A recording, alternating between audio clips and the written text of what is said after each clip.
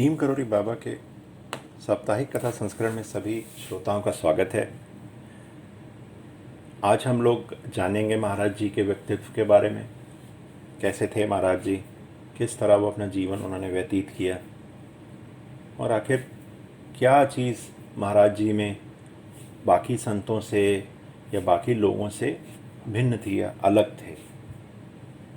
सबसे पहली बात, अगर हम बात करें महाराज जी के व्यक्तित्व के बारे में, तो महाराज जी बहुत साधारण व्यक्ति की तरह रहते थे। उनको कोई आडंबर कुछ नहीं, तिलक या माला कुछ नहीं पहनते थे। वो बहुत साधारण तरीके से रहते थे और वो हमेशा एक कंबल ओढ़े रहते थे। शायद एक कंबल और एक धोती ही उनकी जो भी संपदा थी वो वही थी। उसके अलावा उनके पास कुछ नहीं था और कुछ नहीं रखते थे अपने पास। अगर आप उनसे बात करें, उन्हें देखें, तो आपको कभी भी नहीं लगेगा कि वो कोई बहुत सिद्ध पुरुष हैं या कोई महाराज बाबा हैं या महाराज जी हैं बहुत बड़े से किसी सिंहासन पे बैठे रहते हैं। वो हमेशा एक तख्त पे बैठे रहते थे, बहुत साधारण सी वेशभूषा धारण करके, और काफ़ी हंसमुख थे। वो हमेशा अपने अनुयायियों से हंसी मजाक करते रहते और सबको खुश रखते थे। यदि कोई भी व्यक्ति महाराज जी के पास बैठा है तो वो चाहे कितनी भी चिंताओं से ग्रस्त हो, कितनी परेशानियों से ग्रस्त हो, पर जब वो महाराज जी के पास आके बैठ जाता था तो वो हमेशा ही खुश रहता था, अपनी सारी परेशानियां भूल जाता था।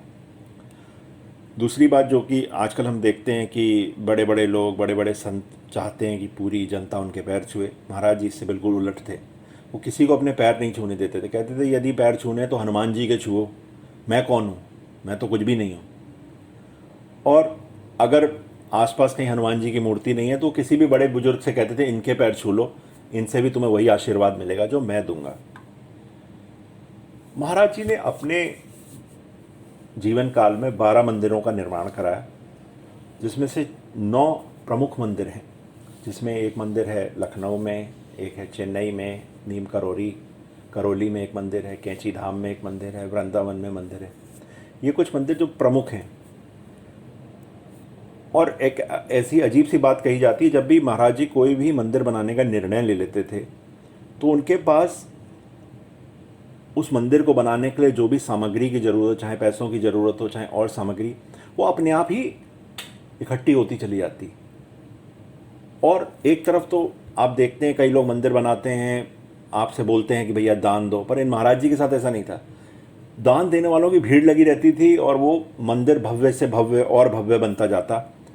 और मंदिर बनने के बाद महाराज जी उसका पूरा संचालन एक ट्रस्ट बना के किसी को दे देते थे। ना तो महाराज जी, ना महाराज जी का कोई परिवार का सदस्य, ना उनके कोई मित्रवत लोग, मित्र तो उनका पूरा संसार था, वो मंदिर नहीं चलाते थे। एक ट्रस्ट चलाती थी और उस ट्रस्ट में महाराज जी का कोई दखल नहीं होता था। कभी उन्होंने दखल नहीं दिया। जबकि महाराज जी के होते हुए अगर किसी ने कहा कि ऐसा कर लो तो महाराज जी कहते थे मंदिर मेरा नहीं है, ये तो हनुमान जी का मंदिर है और आप लोगों को जिम्मेदारी है चलाने को, आप चलाएं। अब हम बात करें महाराज जी के अनुयायियों की। वैसे महाराज जी के तो बहुत अनुयायी हैं, महाराज जी को बहुत मानते हैं। तो अगर हम इसमें अगर कुछ लोगों की बात करें तो उसमें जिक्र आता है पंडित जवाहरलाल नेहरू का, पूर्व राष्ट्रपति वी गिरी, बिरला समूह के जुगल किशोर बिरला, उत्तर प्रदेश के प्रथम मुख्यमंत्री गोविंद वल्लभ पंत, डॉक्टर संपूर्णानंद, पूर्व उपराष्ट्रपति गोपाल स्वरूप पाठक, राज्यपाल भी रहे के.एम. मुंशी, राजा भादरी, सुमित्रा नंदन पंत और अंग्रेज जनरल मकन्ना आदि भी उनके अनुयायियों में उनका नाम आता है। अभी आप लोगों ने कुछ दिनों पहले पढ़ा होगा भाई, महाराज जी, मेरे ख्याल से अमर उजाला में या इंडिया टीवी में खबर बहुत आई थी कि भाई महाराज जी और स्टीव जॉब्स, क्या था वो पूरा। हुआ क्या कि आप जानते हैं कि भाई एप्पल कंपनी के समूह के जो जिन्होंने शुरू किया, स्टीव जॉब्स, वो एक समय ऐसा था कि जब उनके उत्पाद मार्केट में चल नहीं रहे थे, बहुत परेशान थे, वो डिप्रेशन तक में आ गए थे। तो वो बड़े परेशान थे। तो और उन्हें उनके किसी मित्र ने बताया भाई आप भारत जाइए, भारत में काफ़ी संत महात्मा हैं, आप वहाँ जाइए, आपको शांति मिलेगी और आपको डिप्रेशन से उबरने में सहायता मिलेगी। और साथ ही में उसने महाराज जी का जिक्र किया। तो स्टीव जॉब इंडिया आए और तुरंत इधर उधर गए और उसके बाद वो कैंची धाम आए। जब वो आए तब तक महाराज जी ने तो समाधि ले ली थी, महाराज जी उस समय समाधि ले चुके थे। लेकिन स्टीव जॉब जब महाराज जी की मूर्ति के सामने बैठे कैंची में और उन्हें ऐसी प्रेरणा मिली, ऐसी उनको शांति मिली, उसके बाद उनको डिप्रेशन से बाहर आने में बहुत मदद मिली। और आप सब जानते हैं आजकल एप्पल कंपनी सबसे बड़ी कंपनी है, उन्होंने इस कंपनी को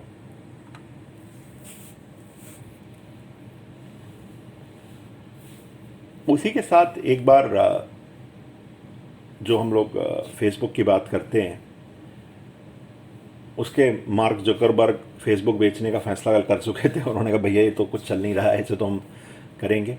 तभी भी उन्हें स्टीव जॉब की सलाह में वो एक बार कैंची धाम आए और 2 दिन रुके और यहाँ से उन्होंने काफ़ी प्रेरणा ली, उन्हें काफ़ी शांति मिली, उन्हें आगे बढ़ने की प्रेरणा बहुत ज़्यादा मिली। और उसके बाद आप सभी जानते हैं फेसबुक आज सबसे बड़ा सोशल मीडिया प्लेटफॉर्म है। तो जब भी ये लोग आए भारत और इन्होंने महाराज जी कैंची धाम में दर्शन किए, तो इनको ना सिर्फ प्रेरणा मिली बल्कि जो ये डिप्रेशन में आ चुके थे या जो इन्हें काफ़ी दिक्कत और परेशानियों में थे, उससे भी निकलने की प्रेरणा मिली। उसके बाद एक और बात कही जाती है, जो हॉलीवुड अभिनेत्री जूलिया रॉबर्ट्स थे, उन्होंने कहा कि भाई उन्हें महाराज जी सपने में आए। वो इनसे इतना प्रभावित हुई, उन्होंने हिंदू धर्म को स्वीकार कर लिया और उन्होंने हिंदू रीति रिवाजों जैसे मंगलसूत्र, सिंदूर, पूजा पाठ सब करने लगी। आप देखेंगे उन्हें काफ़ी उनके जो चित्र आते हैं उनमें उन्होंने इस तरह से काफ़ी किया। अब इसमें एक बात आती है कि आखिर महाराज जी की सोच क्या थी और महाराज जी अपने समय से आगे कैसे देखते थे। महाराज जी की सोच थी कि मैं जो भी लोग हैं उनकी भलाई के लिए कुछ कार्य करूं, तो उसलिए उन्होंने मंदिरों की स्थापना करी। और उन्होंने समझ लिया था या उन्होंने आगे देख लिया था कि अगर मैं या मेरा परिवार का कोई भी सदस्य किसी भी मंदिर के संचालन में भागीदार रहेगा या लगा रहेगा, तो कहीं ना कहीं एक समय के बाद उनकी भी एक प्रवृत्ति लोगों की सेवा करने के बजाय पैसा कमाने में जा सकती है। इसीलिए उन्होंने कभी किसी मंदिर या किसी भी अपनी ट्रस्ट में किसी भी अपने परिवार के सदस्य को शामिल नहीं किया। साथ ही में दूसरी चीज़ ये हुई कि उन्होंने जितने भी मंदिर स्थापित किए, वहाँ आश्रम हैं, आप जाके रह सकते हैं। आपको थोड़ा पहला एक चिट्ठी लिखकर अपनी बुकिंग या फ़ोन पर अब तो बुकिंग करानी पड़ेगी, आप जाके रह सकते हैं, प्रसाद पा सकते हैं। और वहाँ ये कोई आपके ऊपर वो नहीं है कि भाई आप इतना दान दीजिए या वो दीजिए। अगर आप किसी भी महाराज जी के मंदिर जाएंगे तो वहाँ आपको कोई 5 स्टार के कमरे नहीं मिलेंगे। और ये भी नहीं कि आप सारा दिन वहाँ, वो जो आजकल एक धर्मशालाएं बन गई हैं 5 स्टार, आपको हरिद्वार में बहुत मिलेंगी, भैया ये 5 स्टार धर्मशाला है, आप यहाँ रहिए और इतना रुपए दीजिए। तो वो जो है ना, वो एक होटल का सब्स्टिट्यूट है। जो भी आपका होटल होता है उसका एक सब्स्टिट्यूट बन जाती हैं, उसके साथ रह जाती हैं कि भाई वैसी ही हैं, बट उसमें कोई धार्मिक चीज़ों का है नहीं, कोई धार्मिक चीज़ है नहीं। तो महाराज जी का जो पूरा चरित्र था वो एक दृढ़ निश्चयी व्यक्ति का था। दूसरा, उन्हें हनुमान जी बहुत प्रिय थे, तो हनुमान जी की सेवा, हनुमान जी की साधना में ही लगे रहते थे। और अगर आप महाराज जी के परिवार को देखें तो उनके 2 बेटे हैं। तो बड़े बेटे जो हैं भोपाल में रहते हैं और जो छोटा बेटे हैं वो अब आजकल वृंदावन मंदिर में, यदि आप लोगों को सौभाग्य मिले आप वृंदावन आश्रम में जाएं तो वहाँ आप मिल सकते हैं उनसे। बड़े सुलभ है उनसे मिलने के लिए, आपको कोई पहले मिलने की ज़रूरत नहीं। अगर आपको पर उनकी उम्र ज़्यादा है तो वो आपको थोड़ा सा हो सकता है कि कभी उनकी स्वास्थ्य सही नहीं हो, आप नहीं मिल पाएँ, बट अगर आप जाएंगे वहाँ पर तो बहुत सारे संभावना है आप उनसे मिल सकते हैं। और वो भी साधारण है, वो भी कोई ऐसे नहीं है कि अगर आप बोलें कि भाई महान जी हैं, ऐसा कुछ नहीं है। तो मैंने महाराज जी के कई सारे मंदिरों में गया रहा, देखा। तो उसी में मैं आपको एक छोटी सी कथा सुनाता हूँ। मैं उस समय, ये बात रही होगी 2011 की, 2011 में 11-12, हाँ 11 ही रही होगी, 10 या 11, 10 हाँ, 10 में थी। तो 2010 में मैं जबलपुर में था। तो जबलपुर में हमको पता था कि भाई महाराज जी का एक बड़ा छोटा सा मंदिर है और तिलवारा घाट के पास है। और पर उस मंदिर के बारे में कोई नहीं जानता था उस समय, 2010 में हमने कहा भाई, एक जिस दिन हमारी छुट्टी थी, मैं अपने पूरे परिवार के साथ कहा भाई चलो आज महाराज जी के मंदिर के दर्शन करते हैं। और हमने मंदिर को ढूंढना शुरू किया। तो हम गए तिलवारा घाट के आसपास, लोगों से पूछते रहे। अंत में शाम को जब दिन ढल गया तब हमें कहीं उनका पता चला कि इस जगह जाकर, और बिल्कुल वहाँ कोई रास्ता नहीं जाने का, सड़कों में भयानक गड्ढे, कैसे बिल्कुल। बट हम किसी तरह महाराज जी की प्रेरणा से हम वहाँ पहुँच गए। और जब हम वहाँ पहुँचे तो पूरी रात हो रही थी, पर वहाँ एक छोटा सा एक पुजारी था, तो उस पुजारी ने हमें दर्शन कराए, प्रेम से बैठाया। और उस दिन जब हम वहाँ गए थे तो महाराज जी का मंदिर की जो स्थिति थी वो ऐसा था कि हमने जब बहुत अच्छी हालत में नहीं था मंदिर। फिर हमने पता करा तो हमें कि मंदिर क्या था, इसकी पीछे क्या है। तो हमें पता चला कि कोई इफ़को में कोई थे, क्षमा चाहूँगा उनका नाम मुझे नहीं मालूम है। तो उन्होंने उस मंदिर का निर्माण कराया था, पर वहाँ महाराज जी की विग्रह की स्थापना नहीं हुई थी। तो महाराज जी की विग्रह नहीं वहाँ थी, वहाँ महाराज जी के बड़ा सा फोटो रखा था, एक महाराज जी के लिए अलग मंदिर था, पर हनुमान जी की स्थापना हो रखी थी। फिर हमने और पता किया, तो हम धीरे धीरे वहाँ जाने लगे। तो हमें पता चला कि वहाँ एक यादव जी हैं जो ट्रांसपोर्ट के व्यवसाय में हैं। उन्होंने उस मंदिर को ठीक ठाक करना या उस मंदिर को चलाने का बीड़ा उठा रखा है, और वो उस मंदिर की पूरी देखभाल करते हैं। तो उसके बाद क्या हुआ, उसके बाद धीरे धीरे हमें पता चला कि भाई यहाँ हर हनुमान जयंती को यहाँ पर भंडारा होता है। तो हमने कहा भाई ठीक है, इस बार हम भी रहेंगे भंडारे में। तो उन्हीं दौरान हमें महाराज जी के बड़े बेटे, जिन्हें हम गुरुजी कहते हैं प्रेम से, उनसे मिलने का सौभाग्य हुआ। तो गुरुजी ने जिम्मेदारी दे दी कि भाई आपने ये भंडारा कराना है। और मैं आपको बताऊंगा, मैं अपने जीवन में मेरे पास कभी कोई भंडारा करने के, मेरे पास कोई भी ऐसा पूर्व था नहीं कि मुझे कैसे मालूम नहीं था कैसे होना है। पर महाराज जी की कृपा से भंडारे के लिए जितनी सामग्री हमको चाहिए थी उससे दुगनी तकरीबन सामग्री हमारे पास आ गई। दूसरी बात, भंडारा हुआ अप्रैल में, और अप्रैल में जबलपुर में अच्छी खासी गर्मी होती है। तो उसमें भंडारे में होता क्या है कि भाई पहले सुंदरकांड का पाठ होता है, उसके बाद पूरी रामायण चलती है, और रामायण ख़त्म होती है तो भंडारा होता है। इस तरह से होता है। तो अब जब गुरुजी वहाँ पहुँचे तो वहाँ कोई व्यवस्था नहीं थी, कोई फर्श नहीं था मंदिर में, कुछ भी ऐसी व्यवस्था नहीं थी। तो महाराज जी जो गुरुजी थे, हमने उनको एक कमरे में बैठे हुए थे, और पता नहीं कैसे अचानक अप्रैल में कोई बरसात नहीं होती जबलपुर में, पर उस दिन अपने आप बादल आ गए और हल्का हल्का पानी पड़ने लगा। एक तरफ तो इतनी गर्मी थी कि लोग बैठ नहीं पा रहे थे, और दूसरी तरफ ऐसा हो गया कि बिल्कुल अच्छा मौसम हो गया, और काफ़ी सुंदर व्यवस्था हो गई।